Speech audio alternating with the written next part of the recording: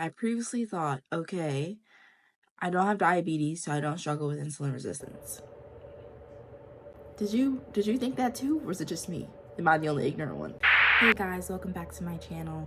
So today I wanted to talk about something very, very important, and that is insulin resistance. So I recently discovered within the past 2 years that PCOS is linked to insulin resistance, but I didn't know that it was tied to so many things, and that's what I wanted to talk about today.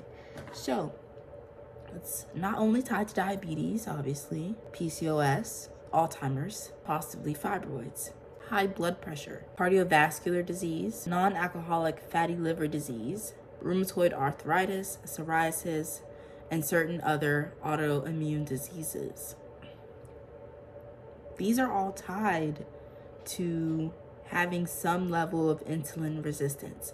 So just because you don't have diabetes doesn't mean that you're not experiencing insulin resistance. And I actually just saw a video today, which is sparking this deep dive that I went in today. But I just saw this video which basically said that only 12% of the population is not experiencing some level of insulin resistance. But we're basically all experiencing some level of insulin resistance. Videos on it that really sparked my attention, and it was surrounding Alzheimer's and how Alzheimer's is actually type 3 diabetes because it's insulin resistance that's going on in your brain, which is very scary. Rest in peace to my grandma.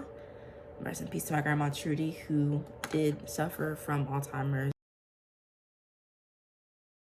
So, as you can see, this is something I definitely want to prevent in my life. And I have fibroids, which could be linked to insulin resistance. I think there's more research that needs to be done on that. But if it's linked to PCOS, which is disrupting your hormones, then I'm sure it's linked to fibroids.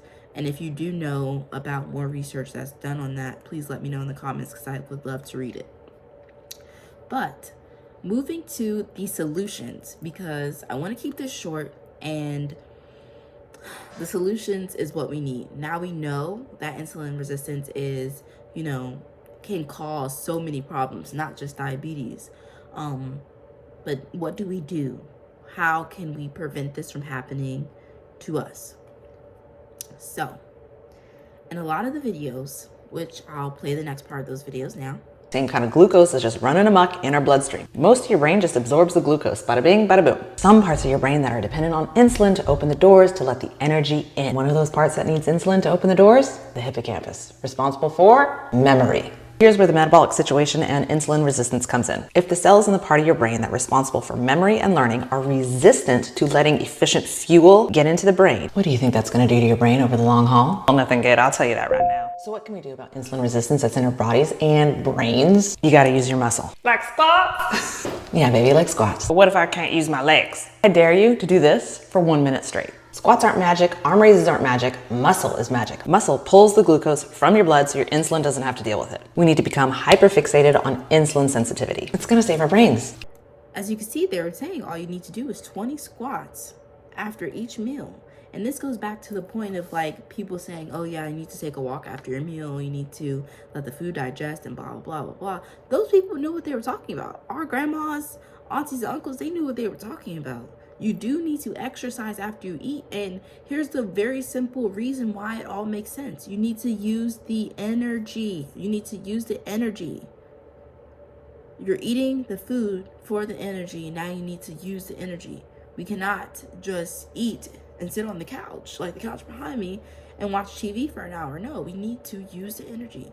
And it's fine if you do want to watch TV. Just go ahead and stand up and do 20 squats.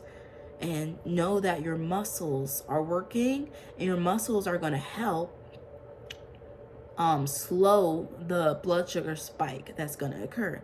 But if you just sit on the couch, then you're not slowing the blood sugar spike. And this all makes so much sense now, right? It all makes so much sense.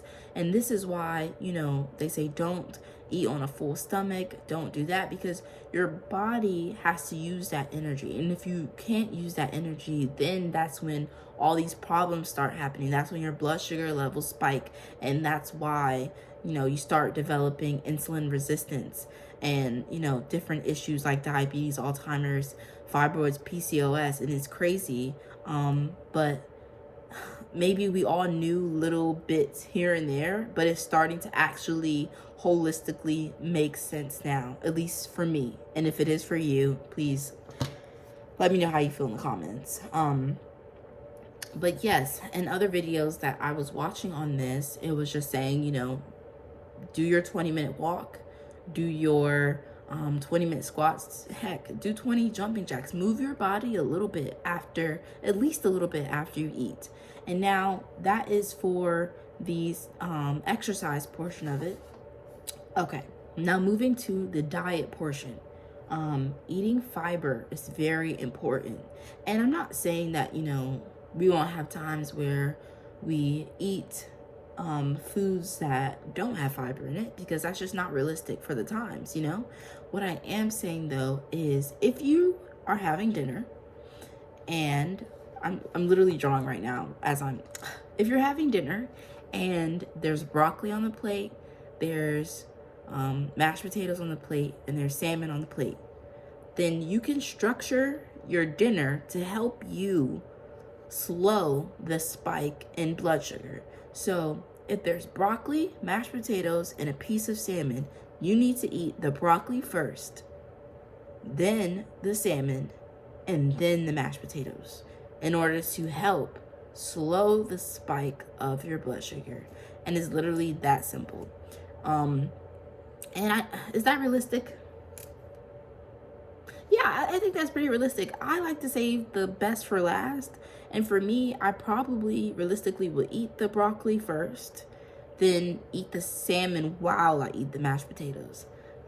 Not perfect, but better. And honestly, if you're already suffering from insulin resistance in some form or fashion, you can definitely implement this as a way to kind of push back against it.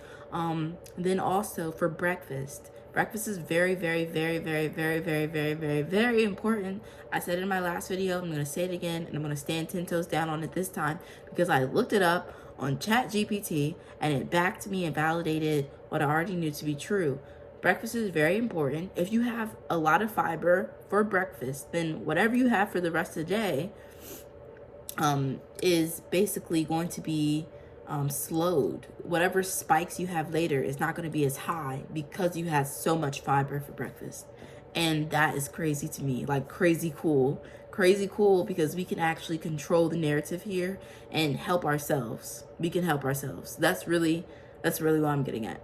We can help ourselves. Like, we don't have to suffer.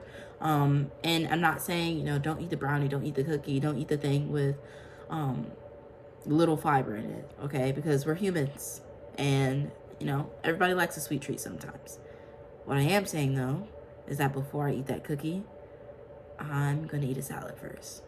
I'm gonna eat a lot of fibrous fruits and veggies first, and then I'm gonna eat the cookie. All right, that's really it. I wanted to keep this super short, but if you already knew this, please let me know in the comments. If you didn't, let me know in the comments. I think this is really exciting because, as I said, my grandma Trudy passed from having dementia / Alzheimer's, and to think that it could have been prevented is very sad, but having the knowledge now is helpful. It's very, very helpful, and I'm gonna try my best to implement these strategies, and I already do in some areas, but I'm gonna continue. This makes me more excited about continuing my weightlifting journey and building more muscles on my body and decreasing the fat percentages on my body, and having a good solid breakfast. So I hope you're able to take something away from this. Let me know if you want me to explain anything into further detail. I can do more research. But yeah, be empowered. Thanks for watching. Oh, if you want more health and wellness content, please feel free to like and subscribe. Bye.